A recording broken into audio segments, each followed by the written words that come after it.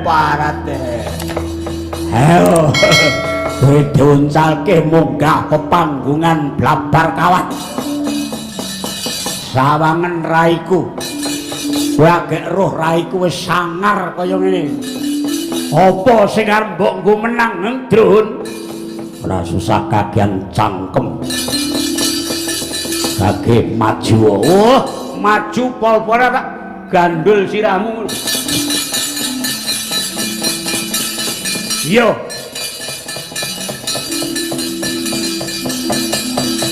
Cak opo wong tukang nabuh bendhe ngaliyo laras.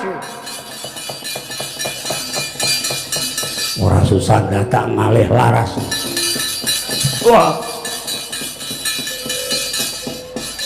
Ayo arep mbok tabrak nganggo apa? Wong pelok kok ditabrak-tabrak. Nyang endi parane nyawamu? Dina iki sampato wong tuwang tak plodhot e.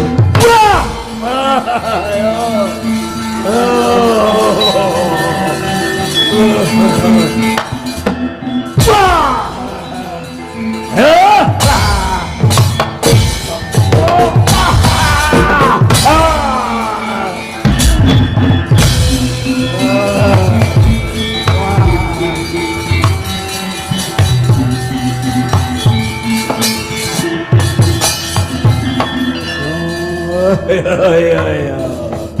Wis wiwit anget awake sing nabuh bendhe. Oh, drone. Antep sikile kaya waja parat gage maju. Apa mbok kira aku gumun karo dapur? Saben goto dengkleh-dengkleh.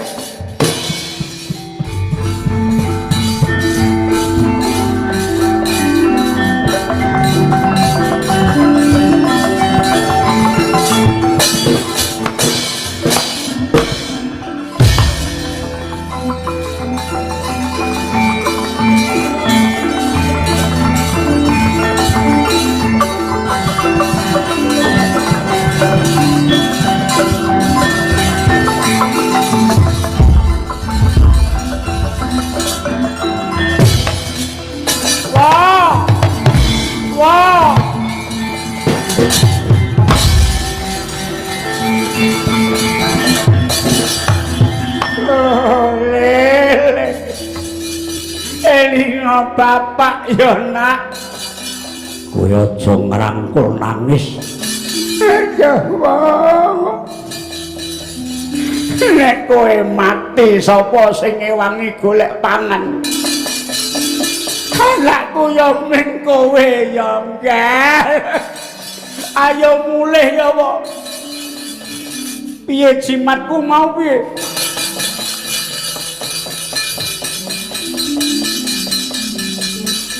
dadak nganggo jimat barang nyopo. Aduh, nggih. Aku ki ya weruh nek kowe iki plang-pleng ngono ki aku ki ya weruh jane iki. Ning kae ketoke udu tandingmu wong. Ayo mulih ya nak. Mbok omong karo simbok. Mbokku Nyai Walakas. Kabarno yen to anake bakal menang. Kowe kok percaya banget to nggih. Kowe ndang ngaliyo kae slare iki kae wis nggawa gaman semono gedene. Opo kok kira aku sulap kan? Aduh, wow. Muga kowe anang juritmu ya, Li.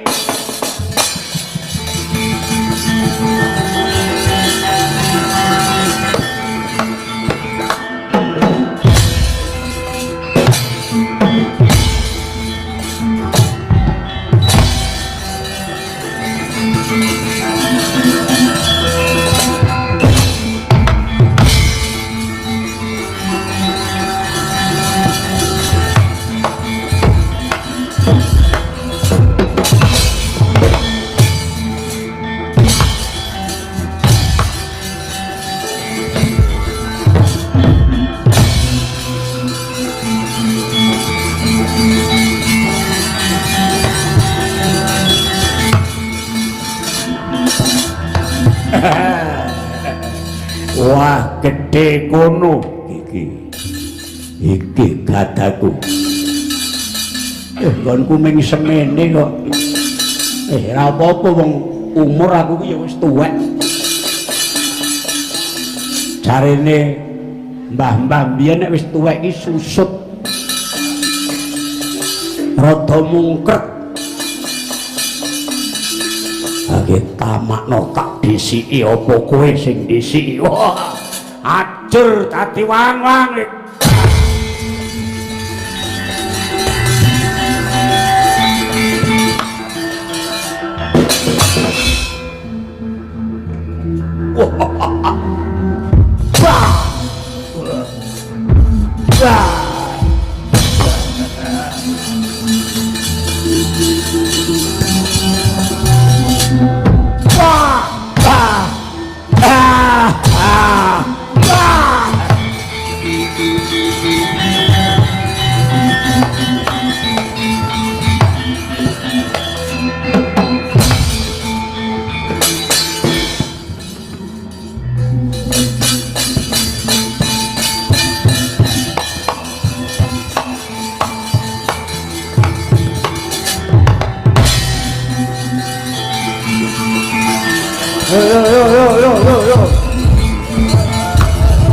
Kotor. Oh.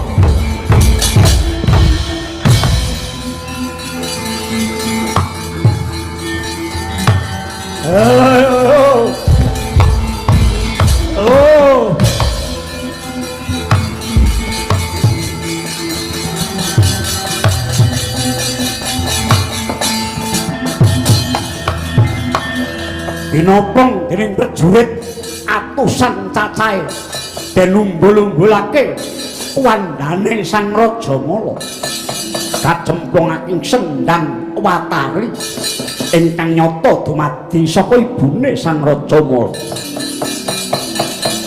ora mati nanging ana sesawangan ingkang gegirisi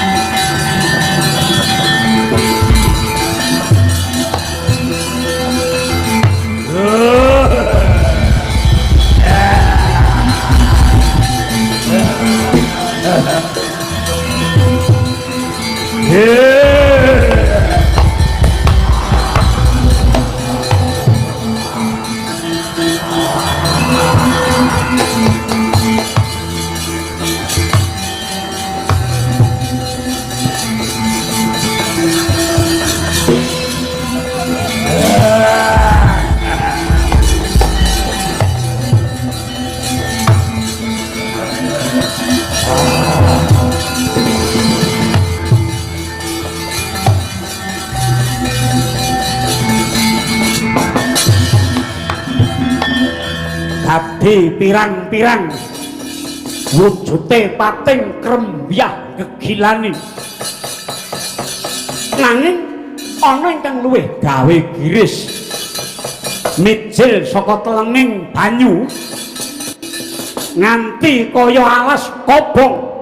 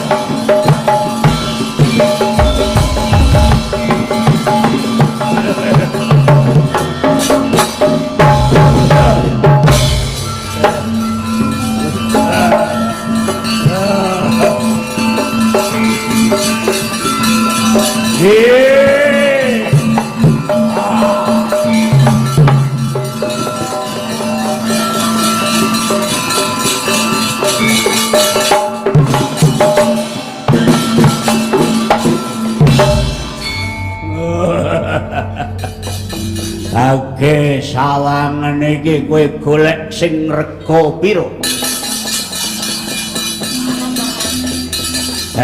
Rajamala apa duwe? Milih sing cilik rada larang apa sing gedhe dhewe ning kur SSB?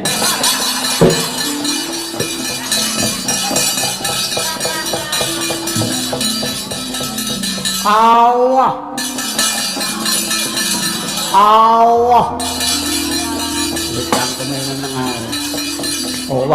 wah kowe nyapa to mbes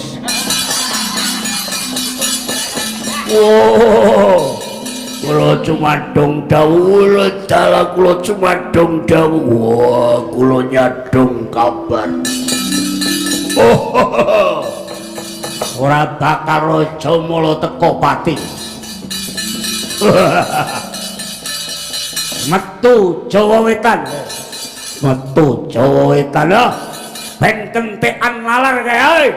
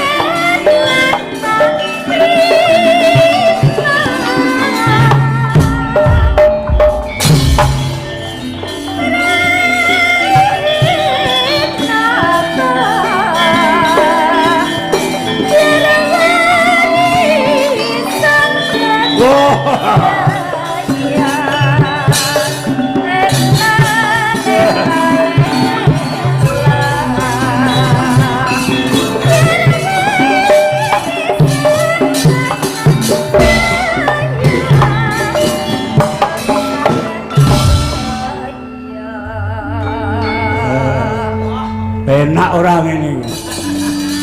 Wah, dadi gedene semono.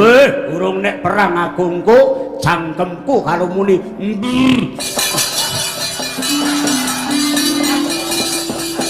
Wah ngerti kowe Raja Mala iso urip dadi gedhe kaya ngene. Minggat ilang nyawamu.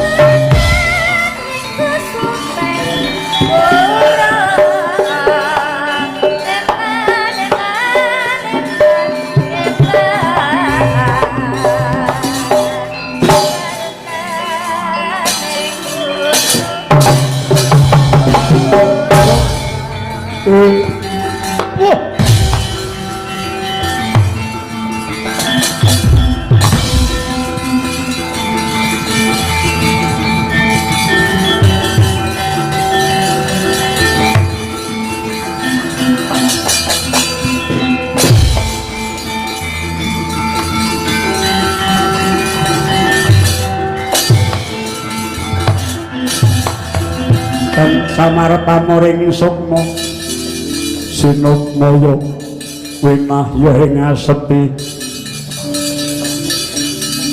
sinimpen telenging kalbu pambukaning warana adiku Diwang Bagus Rihana kula wonten dawuh Kakang Mbok wong perang iki ora sak baene iki mengko mbebayani tumrap jagal Bilawa marambah makaping Raja Mula pecah teka elok ing kawontenan saged gesang malih sasampunipun bineta medal saking Blabar Kawat. Iya sekawit aku Jubriyadi nanging bareng wola-wali Raja Mala mati bisa urip meneh aku kanthi sesideman naliti jebul kunarpane Raja Mala dicemplungake Sendang Watari bisa urip meneh merga saka dayaning banyu ya Di.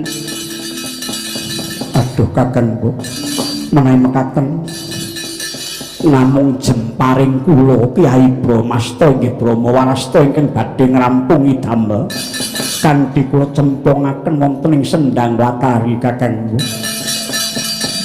Mengko dhisik sendange dijaga rapet pipit bebasan tumpang dengkul lajeng kados pundi Kang? Bramasta tak gawane mengko pun Kakang teng bakal gawe cara.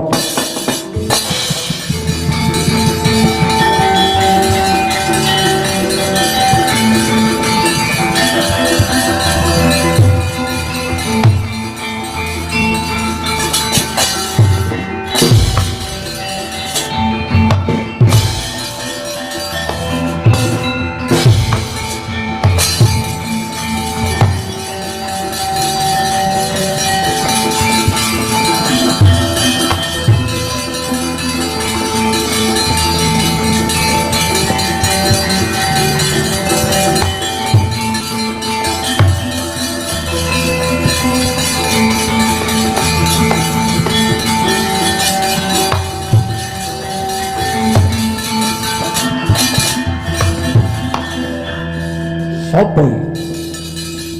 Loh, kusik. Oh iki Salindri to iki sing sok neterake wowoan. Konjuk nengsane Gusti Patih Kicaka. Inggih leres. Sing andika menika sing ya aku tumenggung. Sing jaga sendang matari iki. Eneng apa? Kula nyuwun pangapunten sadèrèngipun Ki Menggung. Kula menika nyidam kawuran bayi ingkang wonten salebeting padaran kula menika muga gadah panyuwun supados kula menika ngombe toyaning sendang matari. Lho, lah kok kowe wong meteng rene dhewe lha bojomu ae sasampunipun nitesaken wiji wonten ing padaran kula piyambak pun megat kula. Lho, dipegat. Inggih. Kula nyuwun sih kawelasan Ki Menggung. Kula mboten ketang namung setetes kula tak ngombe toyaning sendang. Lah ora iso. Wong ayu iki dijaga pipit ora kena. Aja meneh dan mau menungso. Iber-iberan putu walang wong atoga wae ora kena. Nganti nyempung sendang kene. Aduh. Menawi gogrok pangidam-idam kula teges. Kula mboten badhe saged ngomong anak kula. Oh. Ngene wae. Gandeng aku welas karo kowe, banyune tak jupukke, mengko penehke kowe terus ombenen. Mboten saged. Awit kula nante nyumpena dawing dewa. Seranganipun kula kedah ngokop piyambak wonten ing sendang menika. Wah, elok temen wong nyidam kok dadak ngokop dhewe iku. Wase ora entuk, saiki ora iso, sesuk ora iso. Aduh, ya batin menengati. Kok menawi kula badhe gogrok. Anak kula mboten badhe dados jaban bayi. Kula pecah ning awak menawi anak kula pecah lho wong mboke ya melu mati. Nyuwun pamit Ki Menggung. Dek.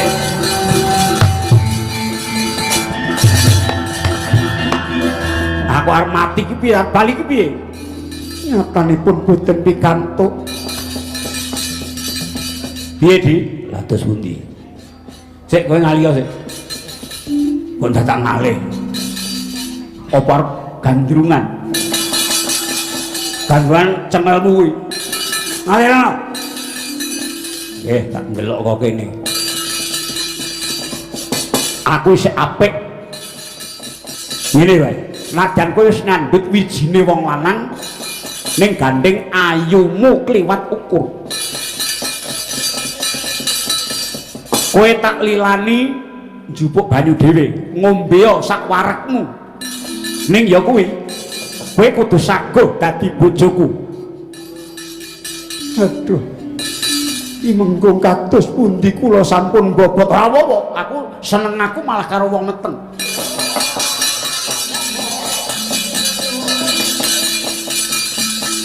Inggih, nata telo mekaten. Inggih mangke gampil, aja gampil. Sago apa ora nek sago-sago, nek ora sago ya wis kowe bali yo. Inggih. Aja inggih-inggih, engko ora kepanggih. Inggih ngestaken dawuh nanging kedah nenggo wanci lho mboten sak menika. Iya, tak sabar-sabarke. Ning aja nganti bayimu lahir ora gayeng lho.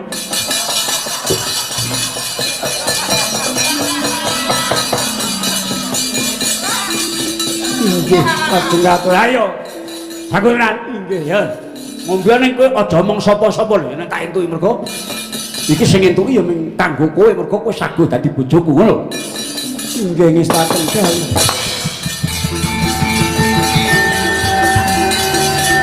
Ya. Monggo.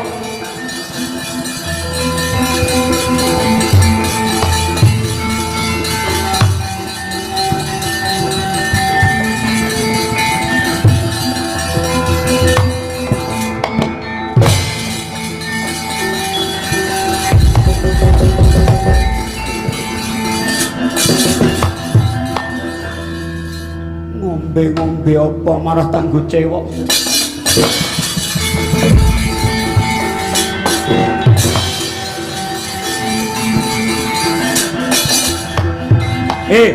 Lindri, lho kok lunga ki piye? Kesaguanmu mau piye?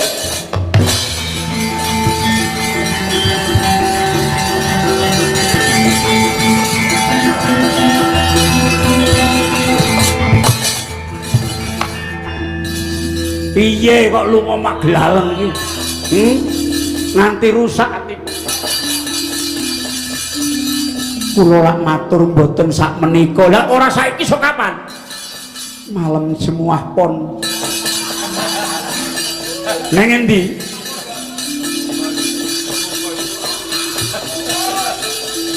Sik kok malam semua pon iki. Saya ngomong kemukus sih sapa? Inggih mboten sak menika nanging kula sagah kula entosi wonten pojok ing beteng Kraton Wirata. Oh ngono ya. Ning aja ngapusi mboten.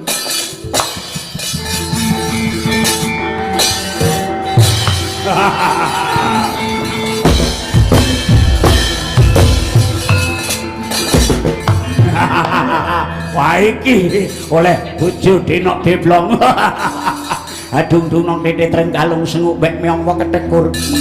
Jangking klong alang-alang kingklong alang-alang kawi alang-alang kawuk. Wah, salindri wah. Wah, wong kaya ngono ki mesti suarane apik. Sedina mesti iso nembang ping 3. Wah. 40 yuta ping 3 iki. Wah, ya sugih aku dadi bojone Salindri.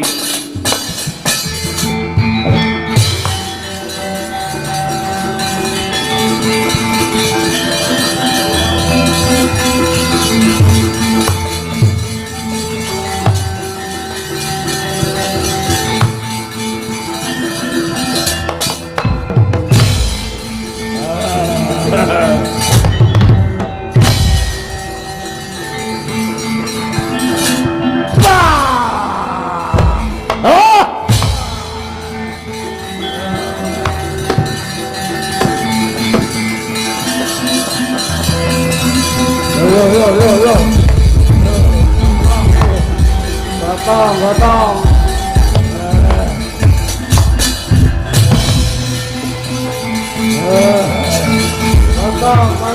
Wah, abote. Ora kok semene gedene kok diotong-otong iki. Adek kaya semare gogon.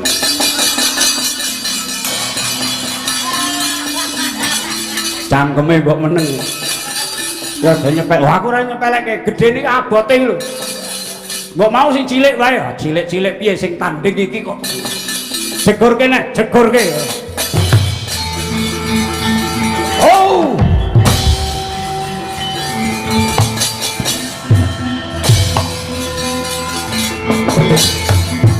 Bawane wis cemplungan Brahmastra. Panase 1000 geni. Ketok banyu meneng nanging sejatine 1000 umup ajur luluh wis reneng wujute pecah sang raja mala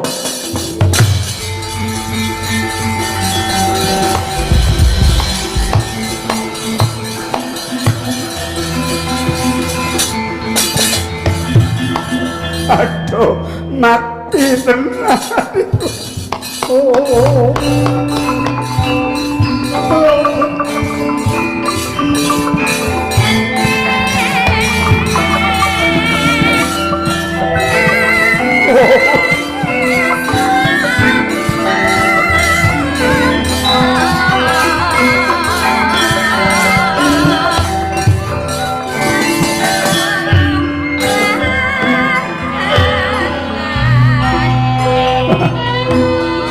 Hatiku mati.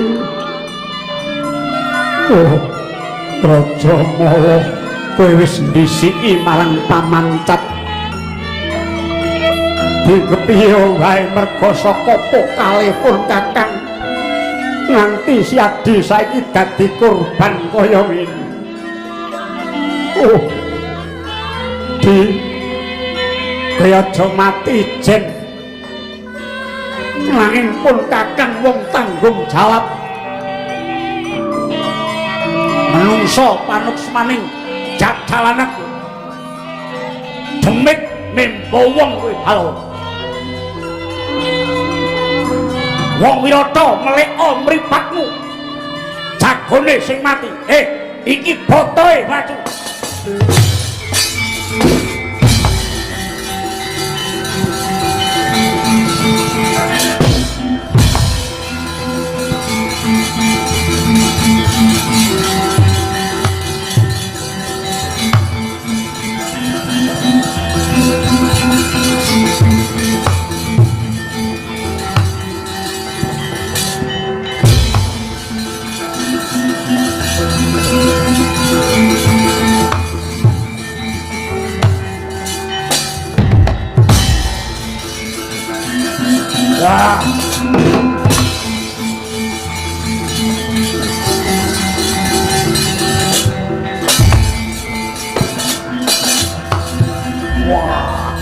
Edian tenan kuwi.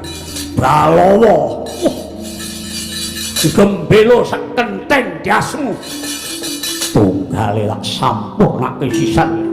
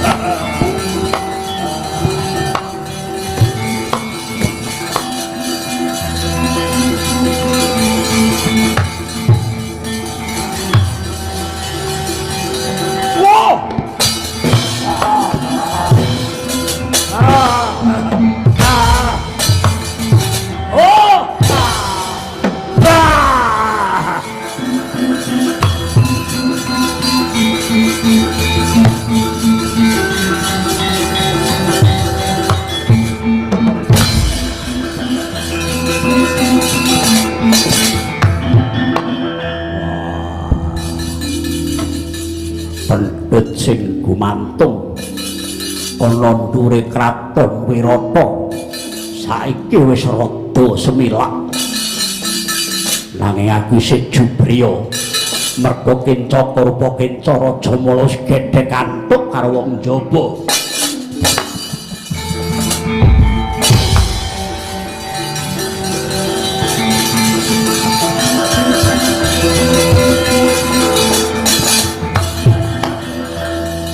Aku nek nyemplung saiki ora wurun Susarma mati.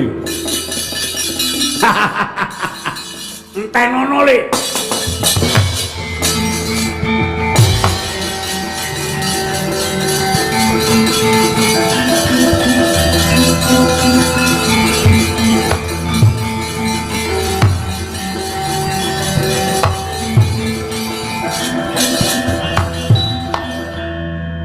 Tenan lho. Terus endi? Jare wong akeh nggone mateni nganggo kuku. Inggih, bener, leres. Nah. Wis rada kena diwaca. Werkudara. Hah? Ya? Kok kadosipun kok inggih? Aja kadosipun. Kadosipun. Wah, nanging mangke rumiyin, aja mangke rumiyin.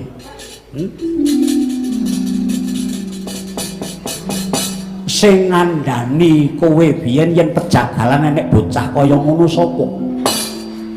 Tukang nampa sapon pasar Peken Ageng. Wirata naminipun Dwija Kangka. Oh, Dwija Kangka. Dwija Kangka sing endi?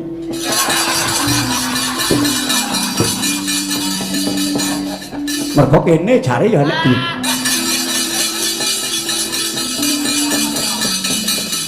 banjur kok kaya ana wong wandu sing sliwer-sliwer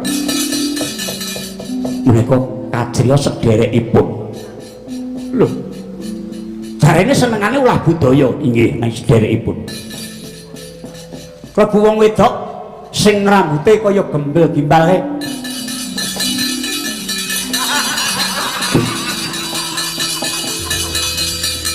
inggih menika sak sederek celuken mrene seta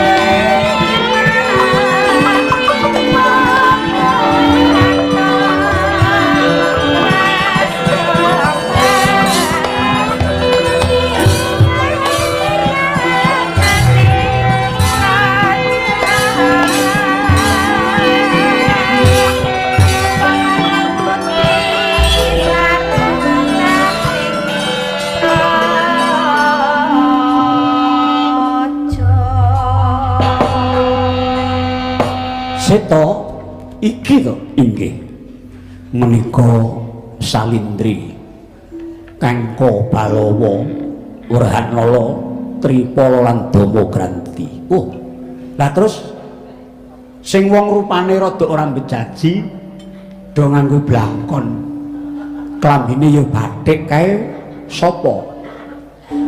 Anggota Mayangkara. Kowe nek saka njaba aja mangsuli to, Gong. Ketok elekmu aja mengkong ngono. Glendek. Oh iya. Mau kencane jenenge ngono kok. Nek aku no wis pancen ya wis dadi gareng wis tak antepi ya, Lek. Mula wong ning endi-endi ngertine ya guru gareng, ning ora ngerti gareng sing asli sing endi. Mergo saiki ngendi-endi nek gareng, dadi aku nek namur laku ki penak. Lah arep penak apa ku ya ngaku gareng semawis. Ya ora, engko ya dipoles raine terus ning nggon gambar ki gareng Semarang ben bingung ngono. Iki gareng endi sing ditanggap iki kok ben ngono. Lah sing ora iso namur laku ki Petro, nek Petro ki ora iso, mergo kae wonge ya plengah-plengeh ngono kae. Dadi ngetarani nek pengendangi dolak. Nah ya semen to. Ngene. Jarene kowe Salindri Kangka Balawa Werhanala Tripala lan Damogranti, kowe wong nenem 1 2 3 4 5 6. Ya wedoke 1. Ketoke mung wong lumrah, kowe mung wong cilik ongklek-angklek nang jebul kowe dadi wakiling Praja Wirata. Kangka kowe hampek suci Salindri. Kowe wanita kang becik. Bilawa kowe duwe kasantosan, Werhanala kowe duwe budaya. Tripala kowe adil, Damogranti kowe bebener. Wong nem bakal tak wisuda. Ya, kaya ngetok. Lah ngapa lho? Arti ingoni lho. Kowe iki ngerti tembung wisuda apa ora? Lah, wisuda. Di wisuda ki dijunjung derajate didadekke punggawa mestine ngono. Lah, apa engko ora ujung-ujunge iki tembung ujung-ujunge iki apa? Apa ora kok ya nganggo mangan ya. Ora kok mung grekes ngono. Apa kowe iki gur golek pangan? Lah, sing digoleki sandang badhok. Oh, kaya tinggalane Nyai. Ini wong nem tak wisuda kowe kabeh bakal cedhak karo aku merga wis gedhe labuhmu. Minangka srana panimbang lan tetimbanganing laku aja nganti kesuruhan keblasuk laku ning paprintahan Praja Wirata. Mula animbang pirang-pirang bab ingkang dumadi angengeti samubarang ingkang lumaku lan amutusake anetepake wong nem tak wisuda dadi pangkat bupati. Aduh, sanget boten nyono ingkang kados.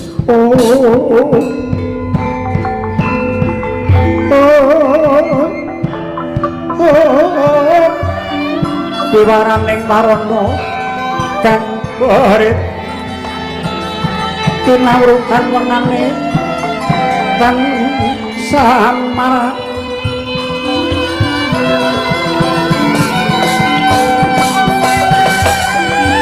kala cakat wasisaning Ubadara wayah Bathara Jagat. Inggih ya kaya ngene iki laku ning bebener lan kautaman. Sita wonten dawuh. Aku wis mantep wisuda bupati. Kangka kowe tak dadekake nujung. Merga ketoke pinter lan patitis ucapmu. Salindri wonten dawuh kowe tak dadekke abdine anak wadon utari. Inggih, wis taken dawuh Balawa. Kowe tak dadekake juru madaharan.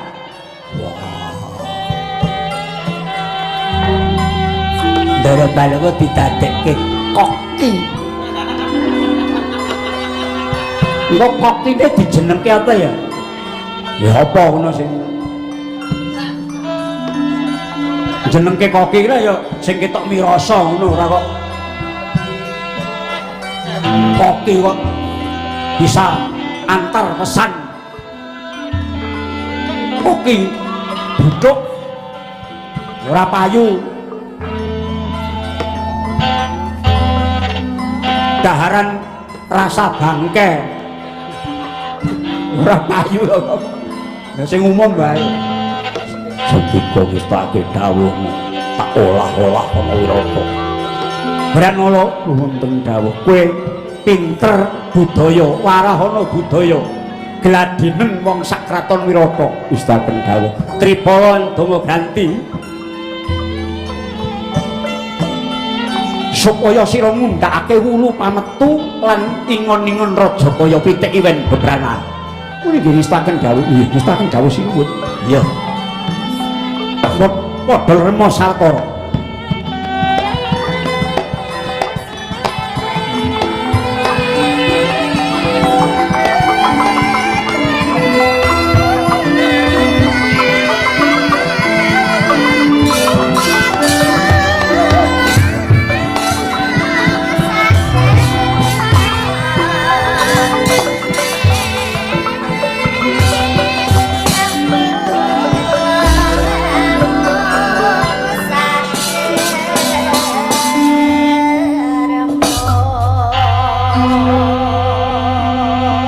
Nadyan klilip Praja Wirata saiki wis sirna nanging atiku isih urung kepenak merga nalika semono aku ditonjok layang penglamar saka Trigarta ingkang ora tak glape ya kuwi ucape Susarma ya Susarman kae wiwit biyen mula mung tansah ngamu-amu kepengin boyong anak wadon putri Sekaring Kedaton Wirata Nini Dewi Utari. Mula kanggo ngawekane aja nganti ana dom sumruping banyu meneh. Dijaga sing rapet lan pipit. Najan to nganti ing pategalan. Inggih ngestakaken dawuh. Mang wong mangeni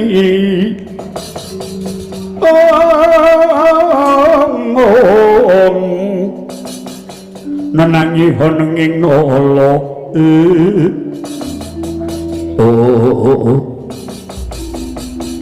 sito lho tedhawuh rapetno Pak Barisan baris kenjelan baris pendem aja ngudiwani nggih ngestaken dawuh Rama Prabu.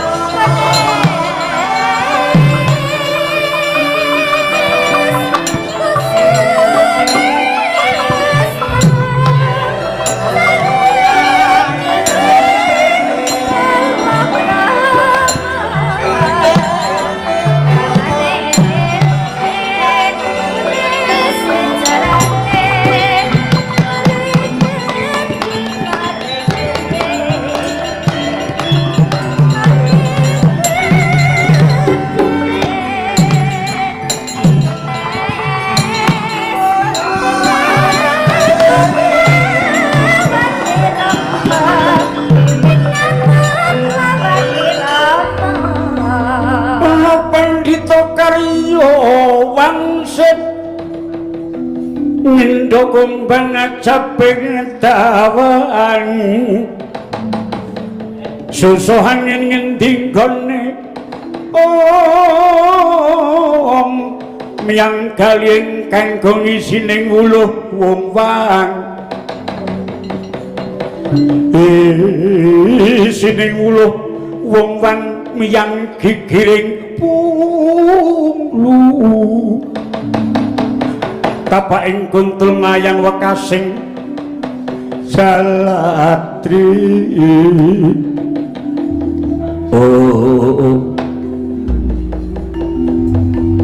Durna kula wonten dawuh pembantah iki nek saka pitunge Begawan Bisma iki penandange Pandhawa saiki wis upama kurang ngomong 3 dina Biyen perjanjian gadu kuwi diguwang ning Kamyaka 12 taun. Kawimbuh setahun kudu dedelikan ana salah sawijining negara. Kuwi wae nganggo perjanjian yen kedenangan dening telik sandening Kurawa mesti dibuang meneh 12 taun. Oh nggih, lajeng petangipun Penemban Bisma mung kari 3 dina. Sampun pundhat wis. Lajeng papasipun Penemban Bisma wonten pundi?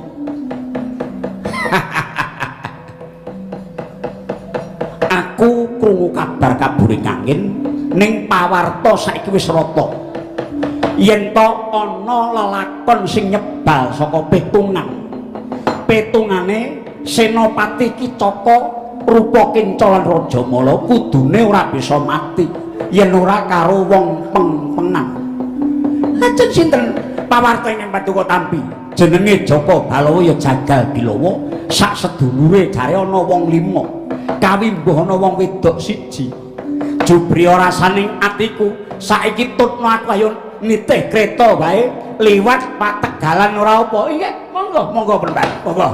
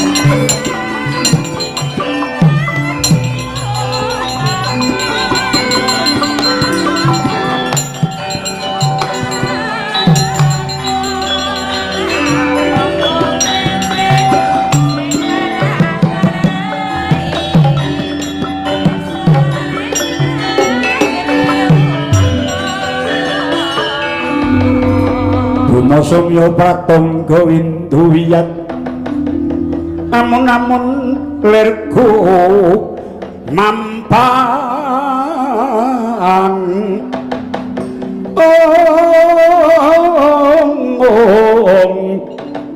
maletek mancolot utus sing seweng ulun. Wah Kakang Prabu atur kula kala wingi leres kados pundi Yayi Prabu Susarma? Nggih, Kakang Prabu Duryudana ketah lega ing ngrasak mangyawit. Mboten dangu malih Pandhawa badhe kawanguran liripun sakmangke wonten Praja Wirata.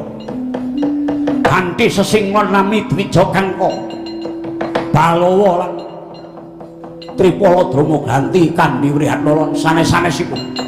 Sampun kula tripitaya dhateng Rayi Trigarta bilih saged merjaya Kicaka rupa Kicca Rajamala nggih namung Balawa. Yen satosipun menika Bimasena nggih Werkudara. Wala taala nggih. Mangkat lajeng ngrampit glaring baris Sekuton kalian Trigarta kemawon sakmangke gebak Praja Wirata. Aja diumaninggon saiki Pandhawa kenakan.